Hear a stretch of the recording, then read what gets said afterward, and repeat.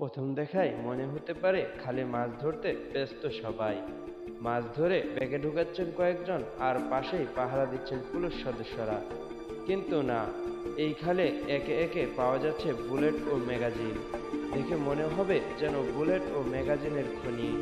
এক একজন কাদামাটিতে হাত দিচ্ছেন আর কুড়িয়ে নিচ্ছেন বুলেট ও ম্যাগাজিন।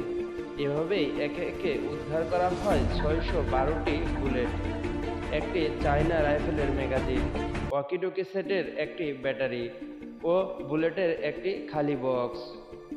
জানা গেছে রোববার দুপুর 2টার সময় জিসান নামের এক কিশোর একটি বুলেট বক্স দেখতে পান।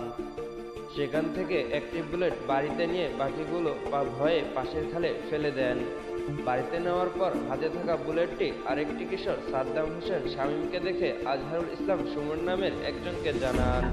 এরপর তিনি পুলিশকে খবর দিলে বুলেট উদ্ধারে স্থানীয়দের নিয়ে খালে নামেন পুলিশ সদস্যরা।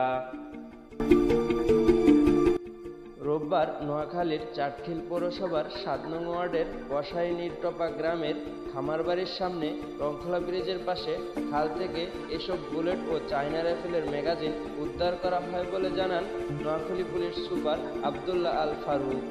তিনি বলেন, 612টি চায়না রাইফেলের গুলি উদ্ধারে সক্ষম হয়ে আমরা, সেই সাথে একটি খালি ম্যাগাজিন ও একটি ওয়াকিটকি সেটের ব্যাটারি এবং একটি গুলি রাখার বক্স উদ্ধার করি। পুলিশ জানায়, উদ্ধারকৃত বুলেটগুলো চায়না রাইফেলের ব্যবহার করা সরকারি বুলেট। ধারণা করা হচ্ছে গেল 5 আগস্ট সরকার পতনের পর চাটখিল থানা থেকে লুণ্ঠন করার পর দুষ্কৃতিকারীরা বুলেটগুলো এই খালে ফেলে দেয়। সুলাইমান হোসেন সাদিক, উন্মুক্ত বাংলা।